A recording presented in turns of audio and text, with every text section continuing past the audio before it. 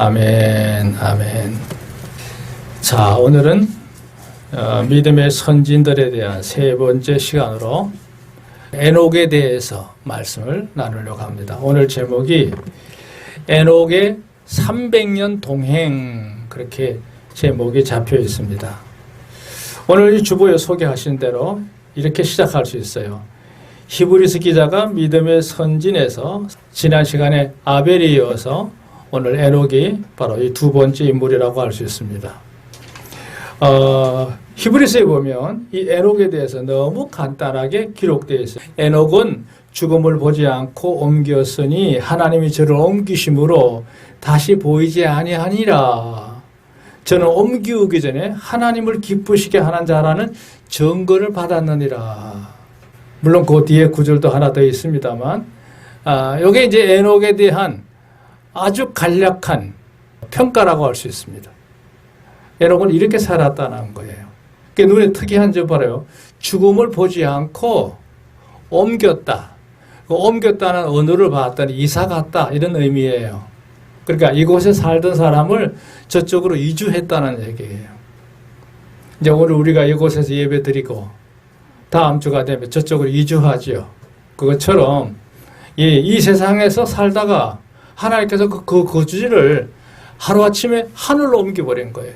죽음을 보지 않고 옮겼다. 그러니까 사람이 모두가 다 겪는 죽음의 과정을 거치지 않고 한순간에 하나님이 그를 하늘나라로 옮겼다는 거예요.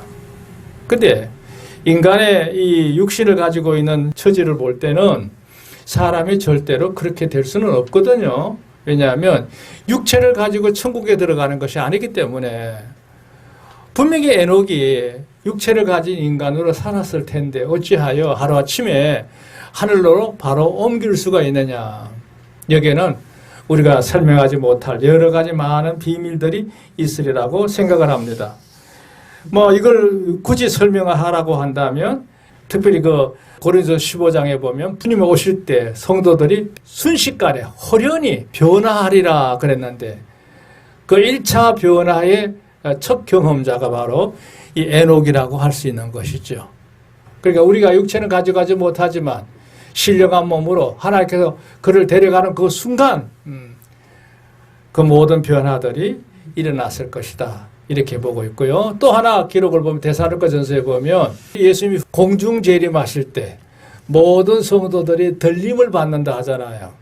그 예수님의 재림 중에 공중 재림이 있고 지상 재림이 있는데 1차적으로 공중 재림하시게 되면 주님이 이리로 올라오라 외치실 때 땅에 있는 모든 성도들이 순식간에 호련히 다 변화해서 하늘로 들림받는 사건이 벌어집니다. 근데 이걸 이제 좀 더 깊이 보려면 방금 우리가 봤던 창세기 5장으로 돌아오면 에녹이 어떤 사람인가에 대해서 그나마 기록하고 있는 내용을 보게 되는데 사실 큰 도움은 되진 않아요. 왜냐하면 창세기 5장에도 보면 너무 간단하게 기록되어 있습니다. 여기 21절에 그랬어요. 에녹은 65세에 머두셀라를 낳았고, 머두셀라 아시죠? 유명한 인물입니다. 왜 유명하냐면 이 세상에 사람으로 태어나서 제일 오래 산 사람이 머두셀라입니다. 머두셀라 969년을 살아요. 31년이 빠진 1000년입니다. 엄청나죠? 아마 지금의 장수한 사람을 따져도 10배 이상 산 사람입니다. 10배. 굉장히 오래 산 사람이에요. 그 아버지가 바로 에녹이고, 에녹의 아버지가 야렛인데, 이 야렛도 역시 오래 살아요. 모두셀라보다 조금 못하지만은 962년을 살았다. 그랬어요. 그랬던 때에 그 에녹의 세계는 살았다고 보다도 365년 동안 이 세상에서 지내다가 하나님께서 데려가신 걸로 나옵니다. 여기 보세요. 머두셀라를 낳은 후에 300년을 하나님과 동행했고, 좀 더 구체적이죠. 처음부터 하나님을 잘 섬긴 사람은 아닌 것 같아요. 인간적으로 여러 가지 모습으로 살았겠죠. 그러다가 아들을 낳은 그 해로부터 300년 동안 하나님과 동행하면서 자녀 낳으면서 살다가 여기 보면 향수했다 그러죠. 향수. 이거 무슨 얘기냐면 수명을 누렸다는 얘기예요. 참고적으로 창세기 4장에 가면 가인의 자손들의 기록이 나오는데요. 예, 여기 가인들의 자손들의 기록을 보면 여기 향수했고 누리고 이런 거 없어요. 이 가인의 자손들에 대해서는 그냥 일괄적으로 연이어서 설명한 반면에 이 셋의 계열인 자식을 낳은 후에 몇 년을 향수하다가 죽었다. 이게 이제 반복이 되는데요. 특이한 점은 에녹 같은 경우에 하나님과 동행하며 자녀를 낳았으며, 이게 이제 에녹의 일생에 대한 이력에 추가된 사항이라고 할 수 있어요. 하나님이 그를 데려가심으로 옮겼단 말이에요. 이전했단 말이에요. 세상에 있지 아니하였더라. 이 사건을 우리가 오늘 한번 살펴보려고 합니다. 자, 여기 1대제 보시면 에녹의 짧은 생애 그랬어요. 에녹의 짧은 생애. 방금도 제가 언급했지만 인간의 시조가 아담이잖아요. 아담부터 시작해서 인류가 이제 번성하기 시작합니다. 수백 년을 지나가며 자식들을 계속 낳으면서 이 땅에 인간들이 이제 번성하기 시작하게 되는데요. 그 아담의 자손들은 나이를 언급한 언급이 가인의 계율은 없고 이 셋의 계율만 언급이 되어 있는데 보면 연대가 800년대부터 시작해서 900년대까지 한결같이 높아요. 물론 이게 이제 쭉 지나오다가 아브라함 때까지 가면 한 200년대로 줄어요. 아브라함 175년을 살았잖아요. 이삭이 180년을 살고 야곱이 147년을 살고 요셉이 110년을 살거든요. 그래도 그땐 장수한 시대예요. 지금에 비하면. 어쨌든 간에 이 노아 때까지 오는 동안에 인간의 수명이 얼마나 긴 세월인지 몰라요. 그렇게 살아가는데 거기에 비하면 에녹은 365년밖에 살지 못했어요. 매우 짧은 생애죠. 자, 문제는요. 여기 두 번째 문단을 보세요. 이는 보통 사람의 향수에 비하거나 그 아들 모두셀라가 최장수 기록을 세웠던 969년에 비교한다면 에녹은 비명 행사에 가깝죠. 너무나 짧은 생애라고 할 수 있습니다. 그 연대로 말하면 초라하다 이거죠. 하지만 중요한 점에서 사실은 영적인 안목에서 볼 때는 이 인생이 왜 태어났느냐 하는 인생의 본분하고 또 내가 무엇을 위해서 할 것인가 하는 그 마음에 소원을 두고 의지를 투자해서 힘쓰고 노력하는 그 모든 것에 비하면 에녹은 앞서 언급했던 여러 많은 최장수 수명을 누렸던 그 많은 계보에 있는 사람들보다도 그들과 비교했을 때 절대로 뒤지지 않는 의미 있는 생애를 살았다. 그렇게 말할 수 있다는 거예요. 그래서 누구와도 비교한다 할지라도 절대 비교 불가 영광스러운 생애를 살다간 선진이라는 사실이다. 그랬어요. 그래서 사실 우리가요, 이 땅에서 오래 사는 게 복이 아닙니다. 그보다 더 중요한 건 건강하게 사셔야지. 그렇죠? 우리 육체가 병들지 않고 건강하게 오래 산다면 좋은 일이지만 마냥 오래만 살고 몸 약한 가운데 가늘게 길어봐야 그게 고생스럽기만 하죠. 두 번째는 마음이 평안해야 돼. 그렇죠? 몸만 건강한 게 아니라 내 모든 일상의 삶이 은혜 가운데서 즐거워야 되는 거예요. 건강하고 즐거우면 더 할 나위 없죠. 그럼 그것만 가지고 만족한 인생의 삶이냐? 그렇지 않습니다. 하나가 더 플러스가 돼야 마무리가 돼요. 그게 바로 왜 하나님과 동행하는 삶이었다는 거예요. 할렐루야. 하나님께서 인정하실 만한 생애를 산 동행의 삶이 되어야 그가 인생을 제대로 살았다고 말할 수 있는 것이죠. 그런 측면에서 보면 모두셀라하고 에녹을 비교해 봤을 때 누가 더 가치가 있느냐?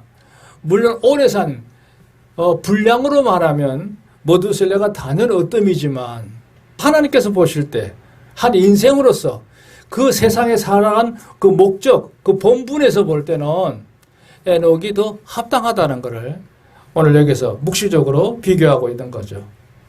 누구하고 비교해도 절대 비교 불가다 이거죠. 여기 그래서요. 즉 인간의 가치는 장수를 하느냐 못하느냐에 있는 게 아니고 그 사람이 하나님과 더불어서 어떻게 살았는가에 대해서 인생의 평가가 달라진다는 것을 오늘 본문이 설명하고 있죠. 자, 흥미로운 사실은 2번 대지 에녹과 라멕을 한번 비교해 볼게요. 왜 갑자기 라멕이 나오느냐? 이유가 있습니다. 아담으로부터 아벨의 계열, 그러니까 셋의 계열을 통해서 이어지는 자손들이 쭉 열거되는 가운데 에녹이 7대손입니다. 7대손. 근데 또 하나의 비교점은 뭐냐 하면 가인의 계열도 있을 거 아니에요. 인본주의적인 계열에서 태어나는 후손들이 쭉 이어지는 중에 7대손이 라멕입니다. 이쪽 계열에 에녹, 이쪽 계열에는 라멕이에요. 그러니까 가인의 계열에는 라멕이고, 셋의 계열에는 에녹이 7대손이에요. 그런데 왜 비교가 되느냐? 셋의 계열에는 에녹의 삶은 그가 하나님과 300년을 동행하다가 하나님이 천국으로 그냥 옮겼잖아요. 데려가 버리셨어요. 엄청난 사건이 일어난 반면에 또 하나의 엄청난 사건이 벌어지는 건 라멕입니다. 그 앞서 이제 그 창세기 4장에 보면요. 한번 참고적으로 보세요. 23절 이하에 라멕의 아내들에게 이르되, 이제 소위 말하면 고백하는 말이야. 아다와 실라여, 내 소리를 들어라. 라멕의 아내들이여, 내 말을 들어라. 나의 창상을 인하여, 창상이란 말은 어떤 물건에 내 몸이 상처가 나서 피를 쏟고 있는 걸 말할 때 창상이 났다 그러죠. 창상을 인하여 내가 사람을 죽었고 나의 상함을 인하여 소년을 죽었다. 어떤 시비거리가 있었겠죠. 그걸로 인해서 이 라멕이 사람을 죽였고 나의 상함을 인하여 내 몸에 피해가 있은 걸 참지 못하고 소년을 죽였다. 소년을 죽였어. 가인을 위하여는 벌이 7배로 떨어졌는데 나 라멕을 위하여서는 벌이 77배로다 그랬어요. 77배. 그러니까 가인보다 자신이 훨씬 더 흉악하고 저주스러운 인간이라고 하는 것을 자탄하는 내용이 스스로 옳고 있는 고백하는 내용이 성경에 있습니다. 자, 아까도 얘기했죠. 에녹하고 라멕을 비교해봐서 하나는 하나님과 동행하다가 하나님으로부터 기뻐하심을 대한 인정으로 그를 데려간 반면에 라멕은 가인을 위한 저주가 7배라면 자신을 위해서는 77배가 떨어질 만하다. 인생의 처참함을 고백하는 내용이 나옵니다. 한탄이죠, 한탄. 그런 걸 비교해 봤을 때 이 에녹이 살았던 시대는 어땠을까 하는 걸 추론할 수 있어요.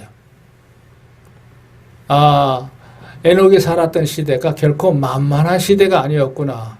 공연히 하나님과 동행했다는 말이 그저 나온 말이 아니었구나 하는 것을 우리가 느낄 수가 있다는 얘기죠.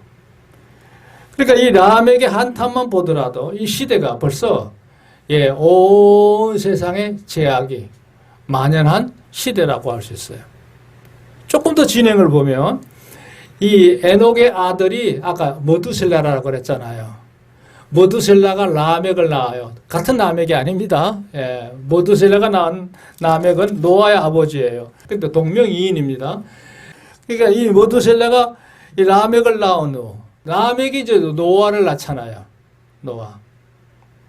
근데 우리 잘 알듯이 노아 때가 되면 하나님께서 노아를 불러가지고 노아야, 내가 이 세상에 사람이 번성하는 모습을 보면서 저들이 사람 꼴을 보니 내가 인생 지은 것을 후회한다. 내가 이참에 다 정리하고 너를 통해 인류를 다시 번성시키려 한다. 너는 지금부터 방주를 준비하라. 그런 하나의 계시를 받아요. 그게 언제냐? 노아 나이 480세입니다. 480세. 그리고 하나님께서 방주를 짓기 위해서 120년을 기다리잖아요. 120년을. 그 방주에 들어가던 날이 노아의 나이 600세예요. 근데 그 당시에 노아 시대가 어땠느냐? 창세기 6장에 가면 그 내용을 자세하게 얘기합니다. 노아 시대가 되면 하나님을 섬기는 신앙을 중심으로 한 신분주의적인 흐름의 사람들마저도 뒤죽박죽되어 있고 혼돈되어 있는 상태라는 거예요. 하나님의 아들들이 분별력 없이 사는 것뿐만 아니라 그 마음의 모든 생각이 항상 악해. 모든 계획이 항상 다 하나님으로부터 어긋나 있어. 그리고 그런 풍조가 온 세상에 간영하다 이렇게 했어요. 뿐만 아니라 6장 11절에 때에 온 땅이 하나 앞에 폐개하여 강포가 땅에 충만했다 그랬어요. 노아가 살았던 그 시대, 그 노아가 살았던 그 시대로부터 에녹 시대까지 걸쳐봐야 그 연대가 뭐 얼마가 되겠어요. 그러니까 그 어간에 온 세상이 죄악으로 간영하고 있고 보편화되어 있는 이런 상태란 말이죠. 그랬던 때에 에녹은 놀랍게도 하나님을 기쁘시게 하는 자라고 하는 동행자로서 승리했다는 거예요. 할렐루야. 그러니까 다시 말해서 최악의 시대에 최선의 삶을 살다 간 인물이 에녹이라는 것이죠. 에녹입니다. 자, 그래서 여기 흥미로운 사실은 세 번째 대지를 보세요. 하나님을 기쁘시게 한 동행자 그랬는데요. 창세기에는 하나님께서 에녹을 죽음의 과정을 거치지 않고 하늘을 오른 것에 대하여 이렇게 얘기했어요. 에녹은 65세에 모두셀라를 낳았고 모두셀라로 300년을 하나님과 동행하며 자녀를 낳았으며 그가 365세를 향수하였다. 에녹이 하나님과 동행하더니 하나님을 데려가심으로 세상에 있지 아니했다. 이렇게 기록되어 있잖아요. 근데 히브리서는 뭐라고 더 첨가했느냐? 이렇게 얘기를 했어요. 믿음이 없이는 기쁘시게 못하나니 하나님께 나아가는 자는 반드시 그가 계신 것과 또한 그가 자기를 찾는 자들에게 상 주는 이심을 믿어야 할지니라 그랬어요. 이거는 히브리서에 불쑥 나온 말씀이 아니고 에녹에 대해서 설명하는 중에 하나님께서 그를 하늘로 옮기운 사건이 왜 그런 일이 났느냐에 대해서 거기에 대한 이유를 첨가해 놓은 구절이 바로요. 11장 6절 말씀이에요. 믿음이 없이는 하나님을 기쁘시게 못하나니 하나님께 나아가는 자는 두 가지. 첫째, 반드시 그가 계신 것과 또한 자기를 찾는 자들에게 상 주시는 이심을 믿어야 할지니라 그랬어요. 이게 뭔 말이냐 하면 오늘 주보의 마지막 문단에 소개해 놨어요. 잘 보세요. 곧 에녹은 비록 혼돈스럽고 강포한 시대였지만 첫째, 하나님의 실존에 대해서 확신을 가지고 살았다는 점이에요. 지난번에 제가 전신갑죽 설교할 때 5대 확신을 얘기했잖아요. 5가지 확신. 구원의 확신부터 시작해서 사제함의 확신, 인도의 확신 뭐 여러 가지 얘기했는데요. 그보다 더 중요한 게 있죠. 하나님이 살아계심에 대한 확신. 또 다른 말로는 내가 사는 현실에서 늘 하나님 목전 앞에 있다고 하는 그 임재의식을 내가 느끼고 산다는 게 매우 중요합니다. 매우 중요해요. 에녹의 기본 의식은 그거예요. 늘 내가 하나님 앞에서 산다. 내 모든 것 하나님이 다 아신다는 거예요. 하나님께서 바라보고 계신다는 거예요. 그 하나님의 눈길을 느끼는 거예요. 그 마음을 느끼는 거예요. 여기 바로 이제 하나님의 계심에 대한 확정적인 의식이죠. 반드시 그래. 반드시 필연적이다 이 말이죠.